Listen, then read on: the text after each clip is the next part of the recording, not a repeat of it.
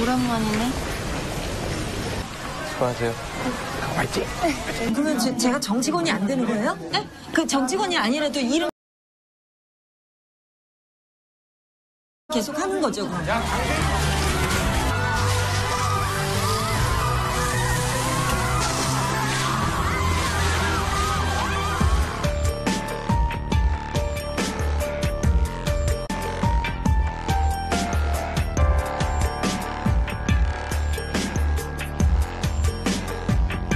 노동자들을 해고하면서 5.18에 세계하는 그저 말뿐인 헛구호의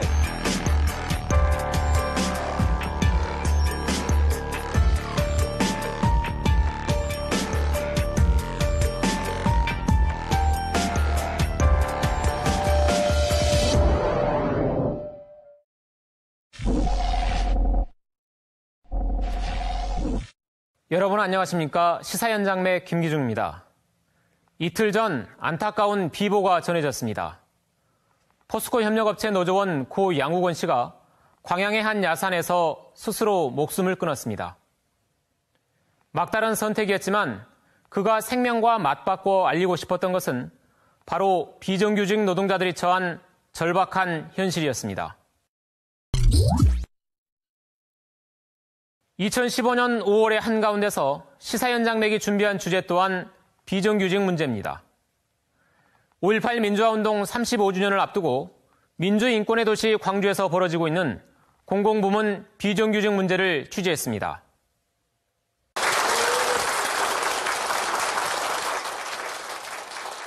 지난 2월 광주시청 용역 노동자들이 당당히 광주시 소속 직원으로 임용됐습니다. 비정규직이라는 서름의 꼬리표도 함께 떼어냈습니다. 회계과 청소관리 김경림 대표입니다.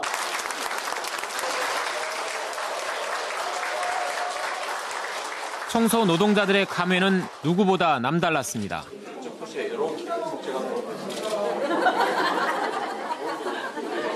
이제 업체가 바뀔 때마다 계약서를 쓸 일도 없습니다. 자랑스런 신분증이면 됩니다. 신분증은 없이 지내왔던 여러분들을 보면서 많은 생각을 갖게 됩니다. 진심으로 축하합니다.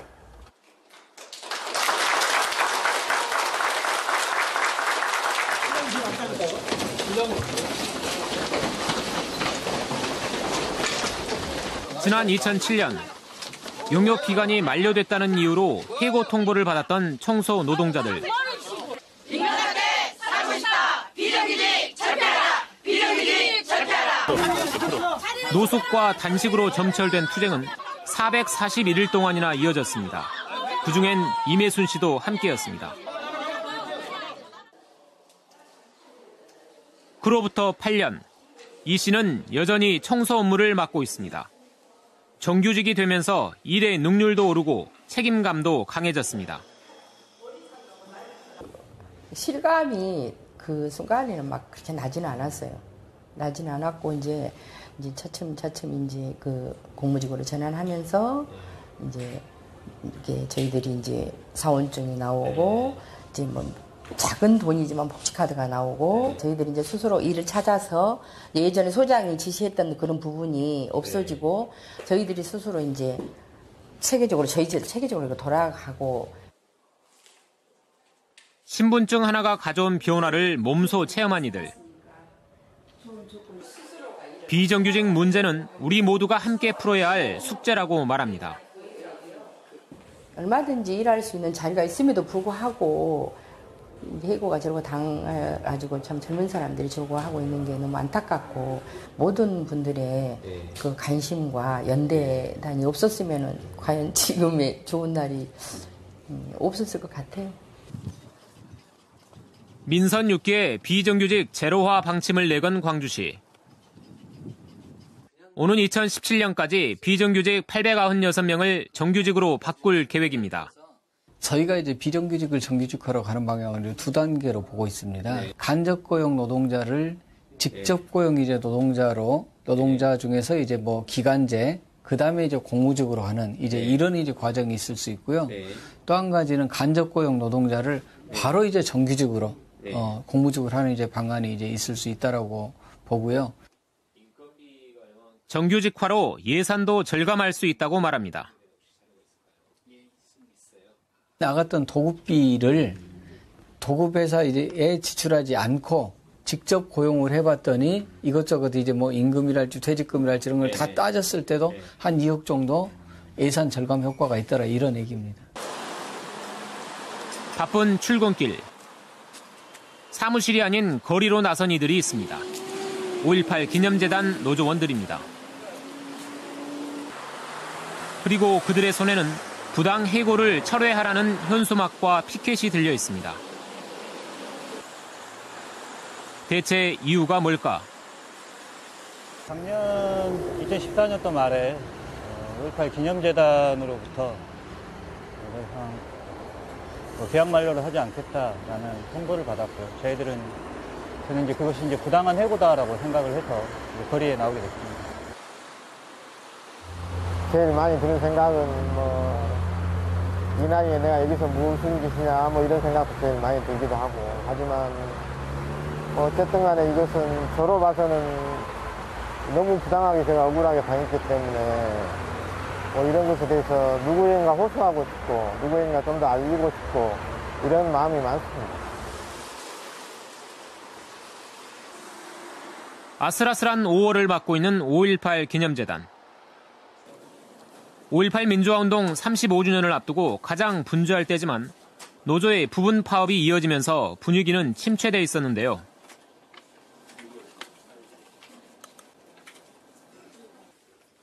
노조가 요구하는 부당 해고 철회에 대한 이사장의 입장을 물었습니다.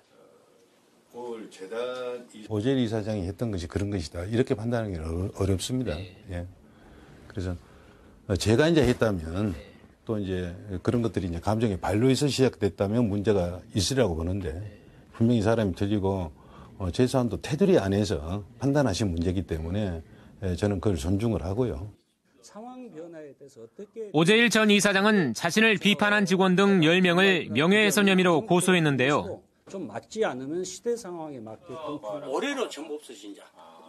노조가 주장하는 부당 해고는 사실과 다르다고 반박합니다. 부당 해고가 아니고 직원 해고가 아니고 계약 만료에 대한 해지다. 이 해석 차이죠. 직원 2명의 계약 해지는 재단의 열악한 재정 때문에 피할 수 없었다는 입장입니다.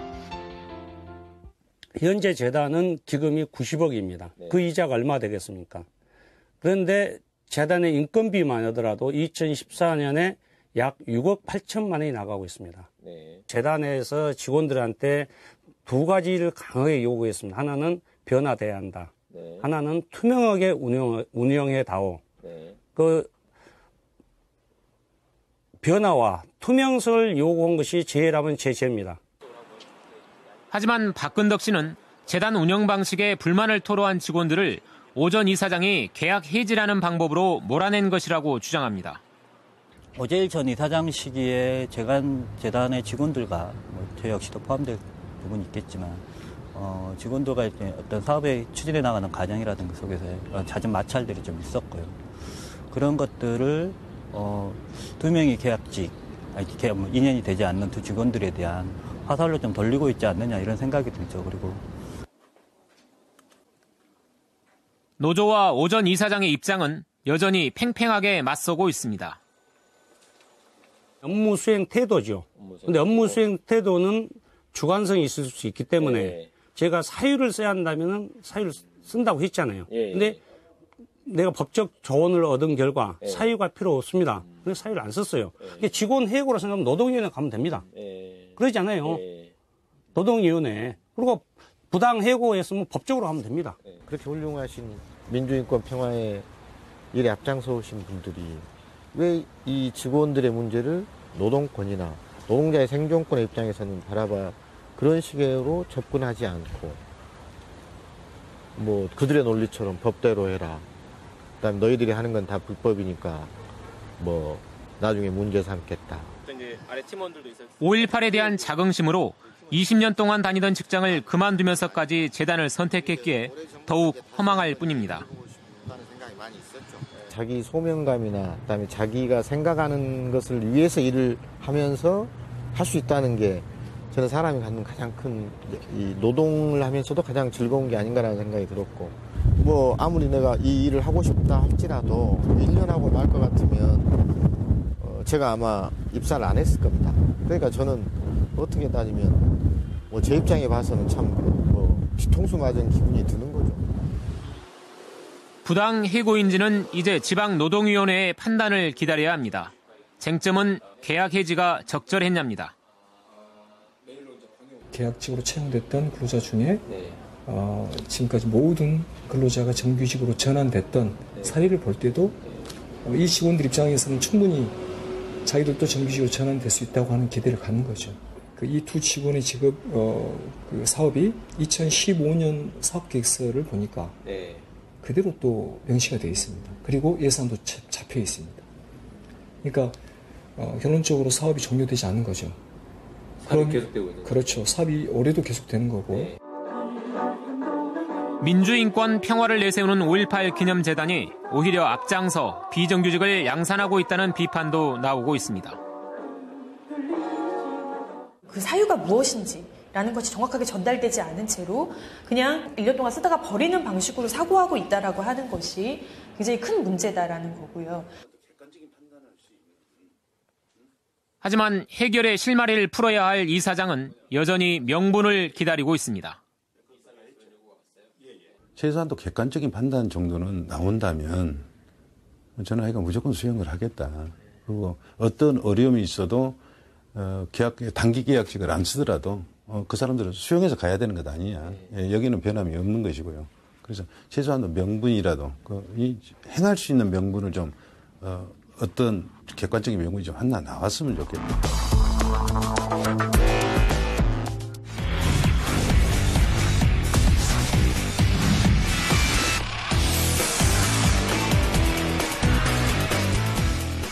지난 10일 포스코 협력업체 노동자의 자살, 금호타이어 협력업체 노동자의 분신까지 비정규직 노동자들의 희생이 잇따르면서 제조업의 불법 파견 문제를 해결하라는 목소리가 높아지고 있습니다.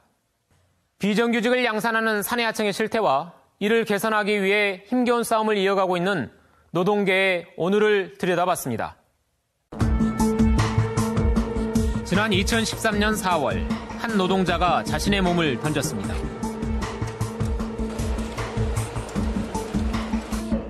그가 분신을 시도하며 외친 말은 다름 아닌 비정규직 철폐였습니다.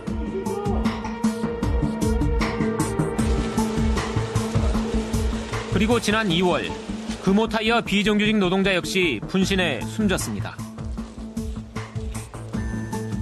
노동조합과 당사자들이 도급파 금지 가처분 신청을 법원에 현재 내놓은 상태입니다.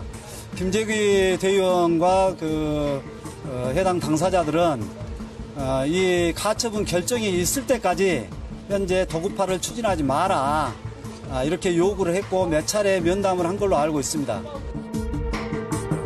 분신 직전까지 도급파 문제로 회사와 대립했던 김 씨.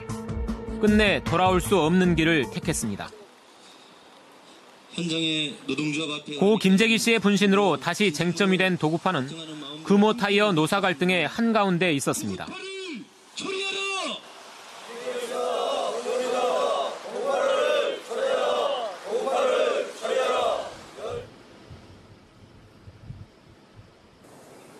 지난 2010년 회사가 워크아웃에 들어가면서 확산된 도급화. 하지만 지난해 말 워크아웃을 졸업하고도 회사는 도급화를 추진했고 갈등은 계속되어 왔습니다. 그러던 중 지난달 제조업의 도급 관행에 제동을 거는 판결이 나왔습니다. 금호타이어에서 일하고 있는 협력업체 근로자 132명에 대해 근로자의 지위를 인정하고 정규직으로 전환해야 한다고 판결한 겁니다. 사실상 금호타이어로부터 직접적인 작업 지시를 받는 파견 근로자로 인정한 겁니다. 정규직화의 길을 연 금호타이어의 판결을 노동계는 환영했습니다. 제조 공정의 모든 사내 하청은 불법 파견이다. 추상적인 희망이 구체적인 희망으로 바뀐 거죠. 현재 금호타이어에는 약 1000여 명의 도급 근로자들이 타이어 제작의 일부 공정을 맡고 있습니다. 회사는 경영의 효율화를 내세우며 도급화를 추진하지만 노조는 불법 파견이라며 맞서고 있습니다. 여기서 도급, 즉 사내하청 근로자란 금호타이어와 도급 계약을 맺은 협력업체에서 월급을 받으면서 업무 지시에 따라 일하는 근로자를 말합니다. 하지만 최근 법원은 금호타이어의 도급 형태는 사실상 파견이기 때문에 협력업체와의 고용계약 대신 금호타이어가 근로자를 직접 정규직으로 고용해야 한다고 판결했습니다. 하지만 금호타이어는 도급에 문제가 없다고 주장합니다. 회사 내 다양한 직무 중 고도의 경영상 판단 또는 노사 간 합의를 거쳐서 특정 업무에 대하여 도급화를 결정했고 그 대상 직무에 대하여 협력업체와 적법한 도급 계약을 체결해서 운영하고 있습니다. 사측은 대법원에서 또 다른 판결이 나올 수 있다며 상고할 뜻을 밝혔습니다. 지난 1심과 2심의 판결이 정반대로 엇갈리게 이제 나온 만큼 회사는 이제 대법원 상고를 통해서 최종 판단을 받을 수밖에 없는 상황이고요. 이 안에 지금 강선이 들어있는 거죠. 하지만 금호타이어 비정규직 노조는 사측이 파견 근로를 넘어서 위장 도급까지 자행하고 있다고 주장합니다. 이 안에 지금 강선이 들어있는 거죠. 이 상자 안에요. 정규직과 비정규직의 업무가 사실상 혼재돼 문제가 불거지자 이른바 블록화를 통해 업무를 구분했지만 현장의 상황은 다르다는 주장입니다. 재판부에서 판결을 했을 때는 이제 블록화에 대한 얘기도 많이 하셨는데 이제 기본적으로 현장을 가보면은 혼재성 경향도 굉장히 많아요. 사원하고 저희 비정규직 노동자가 같이 일하는 근무도 있고 이제 블록화가 되어 있다 하지만은 연계고리가 되어 있어서 거기서 업무 지시를 내려놓고 그 공단을 내는 영상이 뿐만 아니라 비정규직이 맡는 대부분의 공정은 작업 강도가 세다고 합니다. 특히 정규직이 힘들어서 꺼리는 일에는 비정규직이 배치된다고 합니다. 작은 것이 한 규격당 한 600개 가까이 들어가는데 한 개당 한 많게는 한 40kg 이상까지 중량이 나가고요. 그 공정에 있는 사람들이 대부분 한 80% 이상이 어깨 질환하고 척추 질환을 앓고 있을 정도로 파업을 했었는데 그때 당시 아마 저희들이 4명이 근무를 하고 있었는데 아마 일반직 직원들이 16명이 들어와서도 그 일을 다 해결하지 못하는 그런 그 노동 강도가 굉장히 강한 곳이거든요. 그럼에도 불구하고 복지나 임금 등 모든 면에서 정규직과의 차별은 컸습니다. 근데 이제 정규직 근로자들은 한 3개월 만에 이제 성과급 나오는 달하고 이제 상여급 나오는 달에 한 그 돈을 받아가시더라고요. 3개월 만에. 임금이 적고를 많고를 떠나서 정규직과 비정규직의 차이가 이렇게 크구나. 법원 판결 이후 노조가 개최한 소송 관련 설명회. 비정규직의 문의가 줄을 잇습니다. 이번 승소로 정규직 전환에 대한 기대가 한껏 높아진 겁니다. 정규직과 비정규직의 차별은 철폐돼야 한다. 이걸 끝까지 주장을 하고 거기에 대한 활동을 끝까지 하려고 지금 하고 있습니다. 금호타이어에 앞서 이미 지난해 9월 기아차 사내하청 근로자들도 정규직으로 인정받는 소송에서 이겼습니다. 사측의 실질적인 업무 지시 여부가 쟁점이었습니다. 건물 자체가 원청의 건물이고 또한 그 작업의 지시성을 원청이 직접적으로 관여를 하고 있다. 작업에 필요한 물품들 받았을 때도 실적인 다 원청에서 도급 비용으로 산출이 돼서 이제 나오기 때문에 원청의 직접적인 지시가 있다고 보고 있다고 이제 판결을 난 거죠. 판결 이후 기아자동차가 소송을 낸 사내하청 비정규직을 정규직으로 뽑겠다고 제안해 왔습니다. 특별교섭에서 400명을 올해 150명, 내년에 250명을 해서 산하청에서 정기적으로 채용을 하겠다. 직접 생산에 관련된 인원들을 공정을 정기적으로 이제 그 공정에서 이제 근무를 하게끔 하는 거죠. 현대 기아차의 부품을 만드는 현대위아 광주공장. 생산직 350여 명은 사내 하도급 비정규직입니다.